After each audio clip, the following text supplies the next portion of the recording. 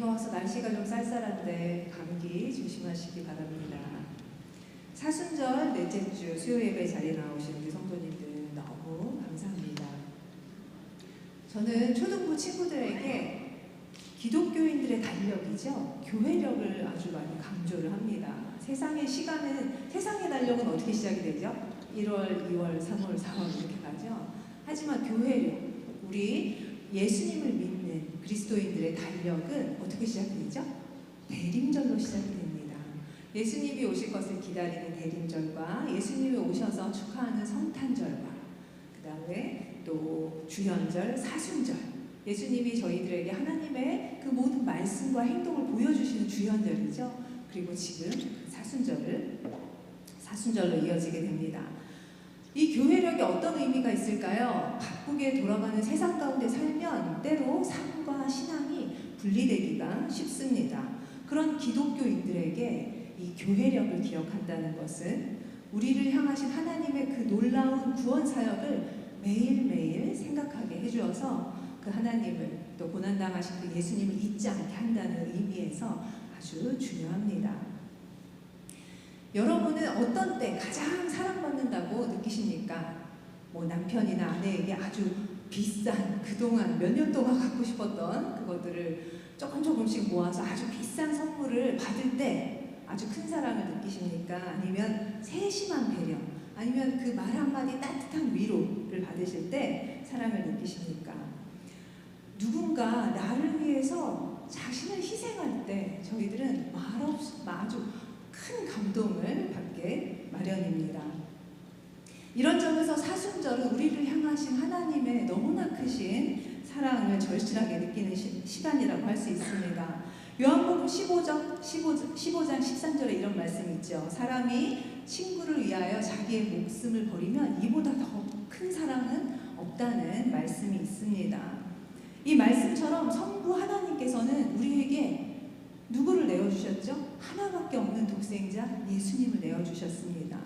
또 예수님께서는 우리에게 무엇을 내어주셨죠? 하나밖에 없는 당신의 생명을 내어주셨습니다. 이런 사랑은 아마 우리가 여태까지 체험해 보았던 그 사랑 중에서 정말 비교할 수 없이 큰 사랑이라고 할 수 있습니다. 이처럼 진정한 사랑은 말로만 사랑해, 이거로만 표현되는 것이 아니라 정말 나의 가장 귀한 것을 내어놓을 때 그런 고통과 또 희생과 인내가 있을 때 진정한 사랑이라고 할 수 있겠습니다. 제가 얼마 전에 친구 부모님의 장례식에 갔다가 대학교 때 아주 친했던 그 서클 친구를 만나게 되었습니다.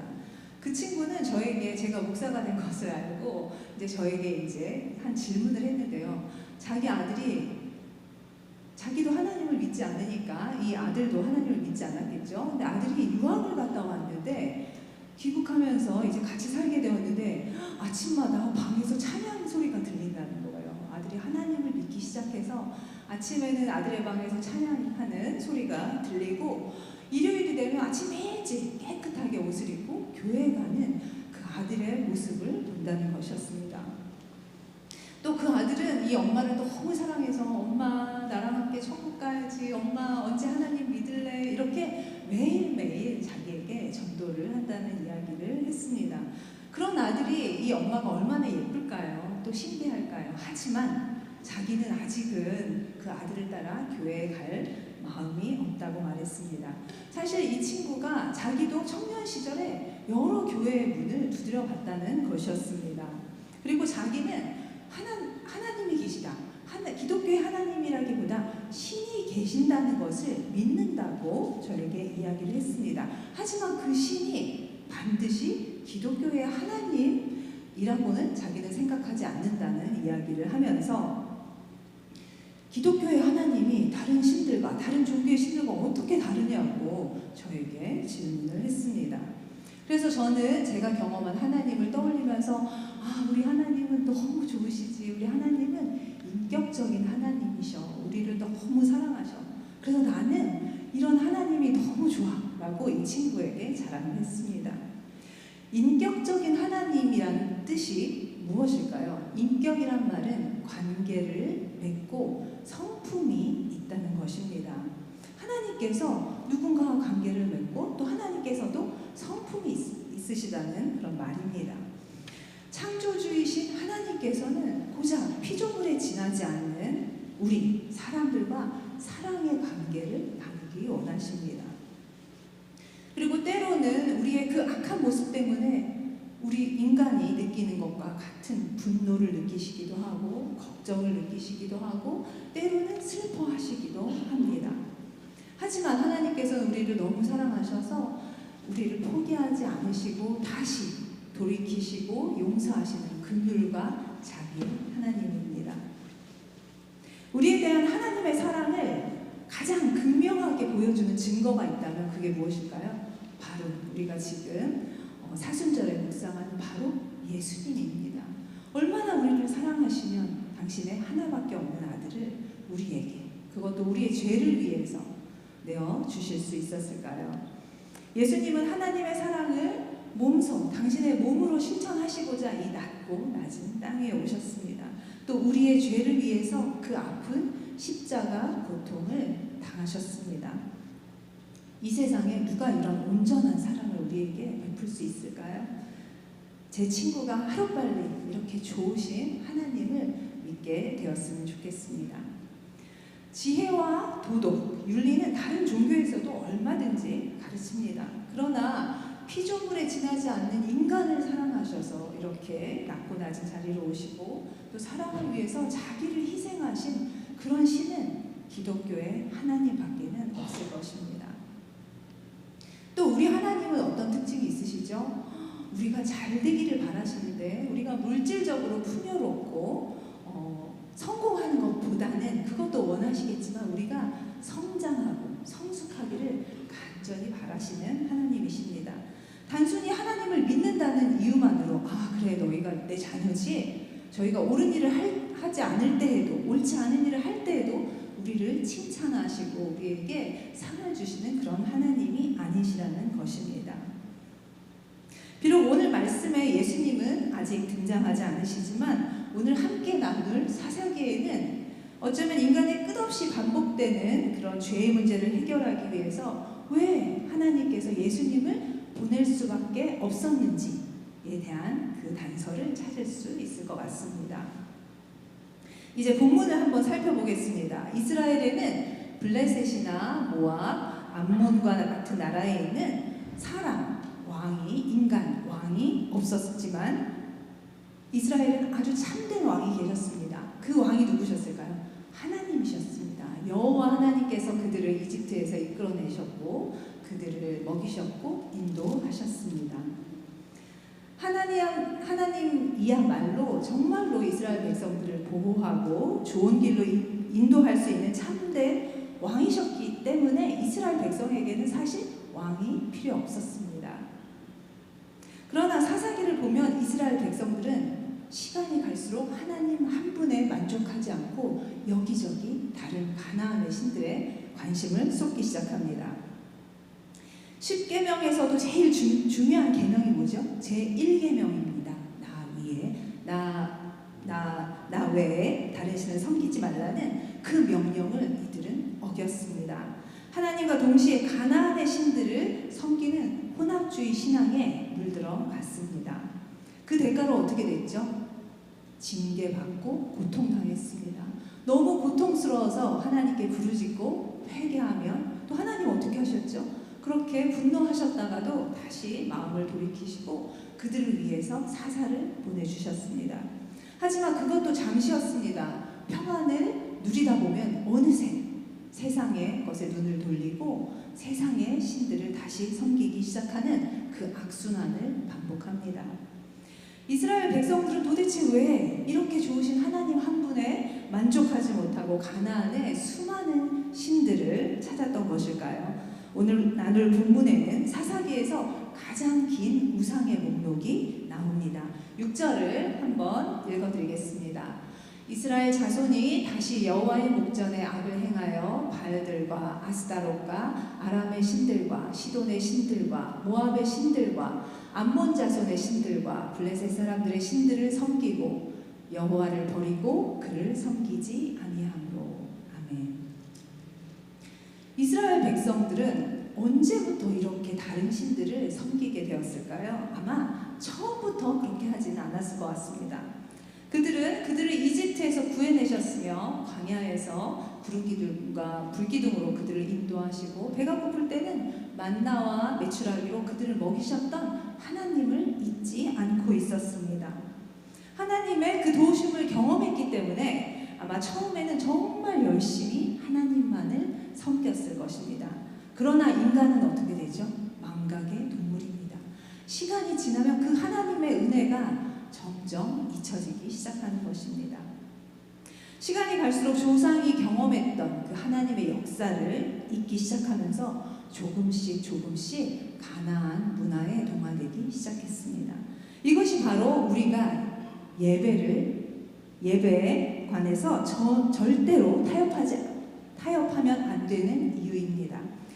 대부분의 시간을 세상에서 몸담고 사는 우리에게 온전한 예배는 어떤 시간이죠? 하나님을 기억하는 시간입니다. 하나님을 찬양하는 시간이고 하나님을 위해서 나의 인생을 드릴 거라는 그 결단을 하는 너무나 중요한 시간입니다. 그런데 세상 일이 바쁘다고 한 번, 두 번 예배를 소홀히 여기기 시작하면 누룩이 어떻게 되죠? 누룩이 아주 조금만 섞여도 그 빵이 전체가 부풀게 됩니다.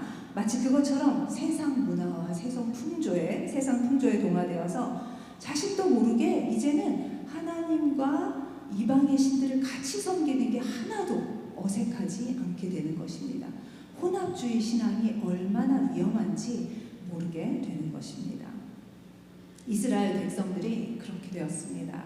오늘 이 시간 이스라엘 백성들의 모습을 보면서 우리는 예배를 얼마나 귀하게 여기고 있는지, 또 영과 진정으로 온전한 예배를 회복하는 일이 얼마나 중요한 일인지 깨닫게 되는 그런 시간이 되기를 소망합니다. 또 한 가지, 이스라엘 백성들이 하나님을 배신하고 다른 신들에 관심을 갖고 섬겼던 이유가 있습니다. 그것은 우리 하나님께서는 참 좋으신 하나님이지만 우리가 성숙하게 되고 우리가 성장하기를 바라시는, 마치 우리 부모님이 우리를 잘 키우고 싶어 하시는 것처럼 그렇게 되기를 원하시는 하나님이십니다. 그래서 때로는 세상적 기준에서 자신들의 육신과 정욕, 안목의 정욕, 이생의 자랑을 채우기 위해서는 조금 더 강력한 신들이 필요했던 것 같습니다. 필요에 의해서 신을 선택하기 시작한 것입니다. 하나님과 그들이 선택한 이 필요의 신들은 어떻게 달랐을까요? 먼저 신명기 8장 2절과 3절의 말씀을 통해서 하나님이 어떤 분이신지 먼저 살펴보겠습니다. 함께 읽으시겠습니다. 내 하나님 여호와께서 이 40년 동안에 내게 광야길을 걷게 하신 것을 기억하라. 이는 너를 낮추시며 너를 시험하사 내 마음이 어떠한지 그 명령을 지키는지 지키지 않는지 알려 하심이라. 너를 낮추시며 너를 줄이게 하시며 또 너도 알지 못하며 내 조상들도 알지 못하던 만나를 내게 먹이신 것은 사람이 떡으로만 사는 것이 아니요 여호와의 입에서 나오는 모든 말씀으로 사는 줄을 내가 알게 하려 하심이니라. 아멘. 하나님께서는 우리를 분명히 사랑하십니다. 하지만 이스라엘 백성들을 너무너무 사랑하셨지만 그 백성들이 거룩한 제사장 나라가 되기 위해서 거쳐야 할 훈련이 있다는 것을 아셨습니다. 그래서 때로는 견디기 힘든 훈련을 허락하신 것입니다. 하나님께서는 우리를 사랑하신다고 해서 무조건 우리가 구하는 것을 다 주시는 분이 아니십니다. 때로는 일용할 양식에 감사하고 자족하는 법을 배우도록 우리를 궁핍에 처하게 하실 때도 있는 것입니다. 그것은 하나님의 능력이 부족해서가 아니라 행여나 우리가 교만과 탐욕에 물들어 하나님을 멀리할까 봐, 그래서 우리가 준비될 때까지 하나님께서 우리의 그런 맞는 훈련을 시키는 것이라고 할 수 있습니다. 그래서 때로 하나님은 사랑하는 사람들에게 풍요 대신 부족함과 결핍을 허락하시는 것입니다. 그리고 하나님의 말씀 앞으로 더 가까이 나오도록 그렇게 훈련을 시키는 것이라고 할 수 있습니다. 실제로 기독교가 로마의 박해를 받는 동안에는 정말 사람들이 정말 신앙이 좋았습니다. 그런데 그 기독교가 로마의 국교가 되어서 아주 기득권을 가지게 되자 어떤 사람들은 스스로 모든 재산을 정리하고 사막으로 들어갔습니다. 왜일까요? 기득권을 누리면 교회를 다니면 칭찬받고 교회를 다니면 승진하기 쉽고 교회를 다니면 높은 자리를 얻게 되기 때문에 혹시나 나의 신앙이 타락할까 걱정이 되어서 사막으로 들어간 것이었습니다. 어쩌면 이들은 인간의 연약한 그 속성을 너무나 잘 알고 있었기에 자신을 세상에 물들지 않게 하기 위해서 사막을 택한 것이었습니다.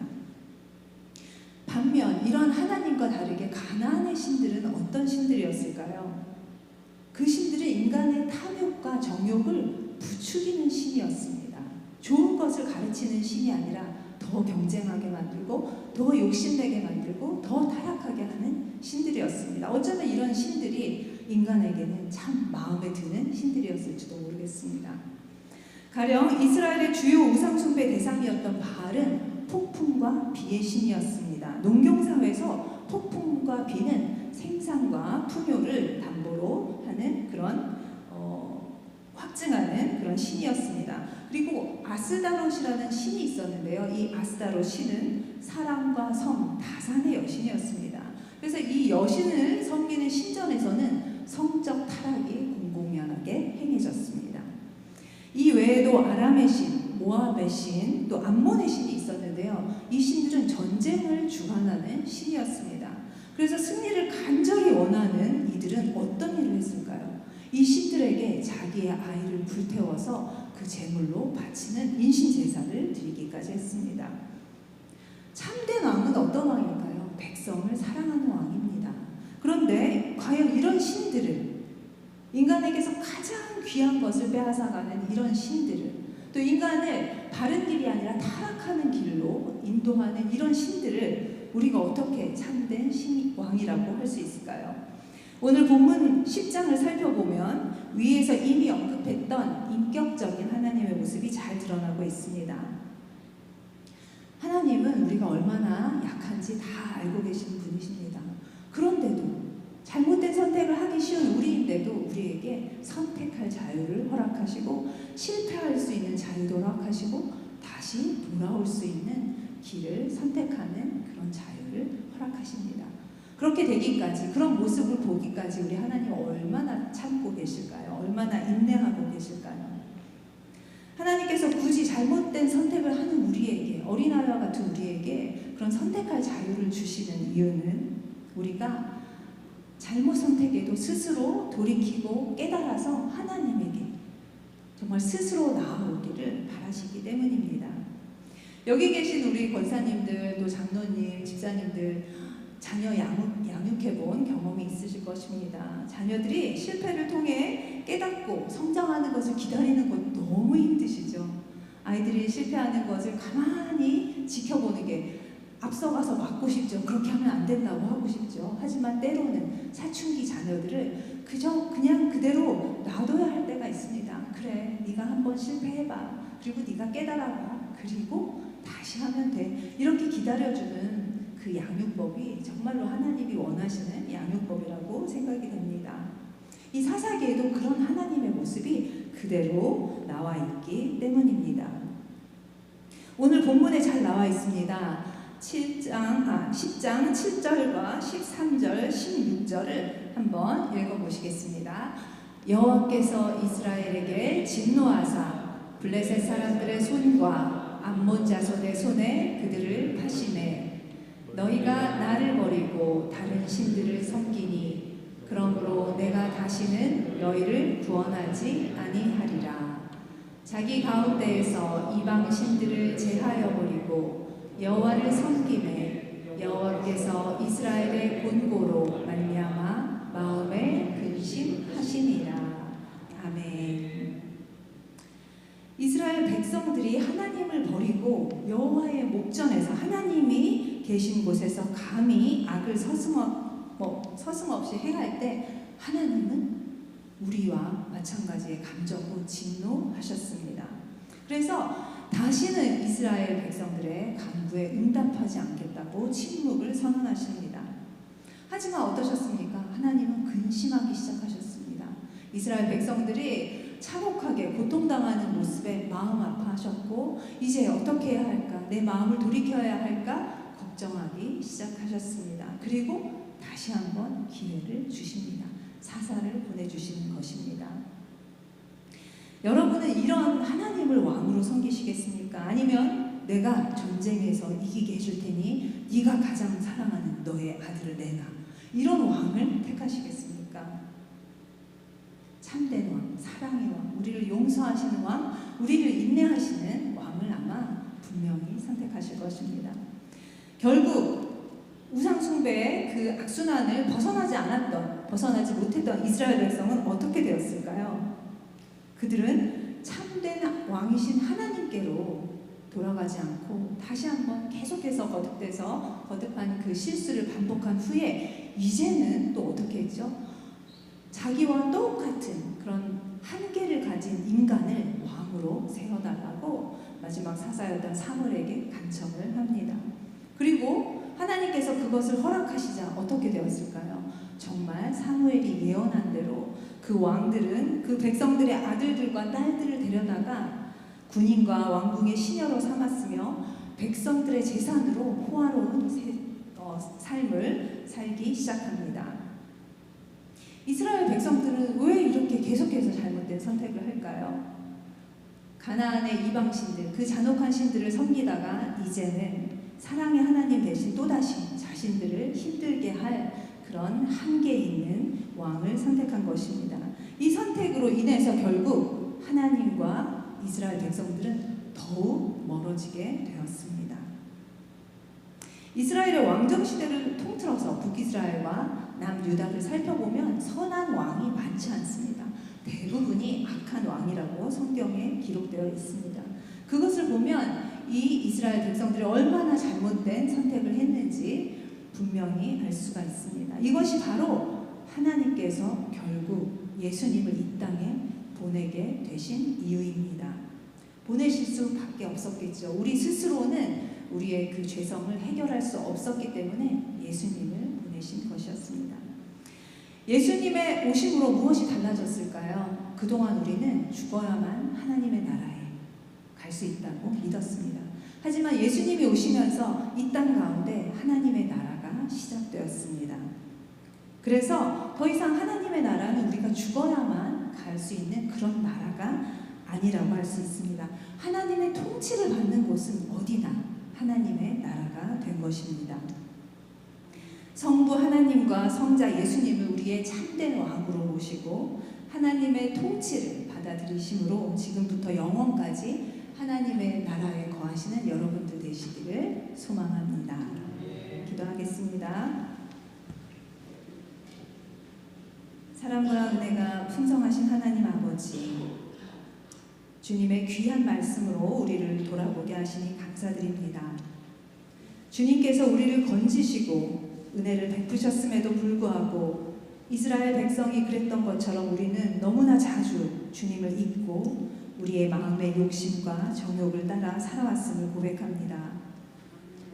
주님, 우리가 눈에 보이는 것, 당장의 만족, 세상의 즐거움을 쫓으며 주님 아닌 다른 것들을 의지하고 섬겼던 죄를 고백하오니 용서하여 주시옵소서. 또한 나뉘어졌던 마음을 오직 주님께로 모으는 시간이 되게 도와주시옵소서. 긍휼의 하나님, 우리의 신앙이 필요할 때만 주님을 찾는 얕은 신앙에 머물지 않게 하여 주시고 우리의 삶 전체가 주님과의 인격적인 관계 위에 세워지게 하셔서 기쁠 때나 슬플 때나 언제나 주님을 향하는 성도 되게 하여 주시옵소서. 주님께서 우리의 참된 왕이 되어주시길 간절히 기도합니다. 우리의 생각과 마음과 삶을 다스려 주시고 우리가 스스로 왕이 되어 살아가려는 교만을 내려놓게 도와주시옵소서. 주님의 통치가 우리의 삶 가운데 이루어져 하나님의 나라에 거하는 우리가 되게 도와주시옵소서. 우리의 마음을 새롭게 하시고 주님을 향한 사랑을 회복시켜 주시며 성장과 성숙으로 우리를 이끄시는 하나님을 찬양합니다. 성령 하나님께서 우리 안에 역사하셔서 주님과 동행하는 삶 살게 하실 줄 믿으며 이 모든 말씀 우리 주 예수 그리스도의 이름으로 기도드립니다.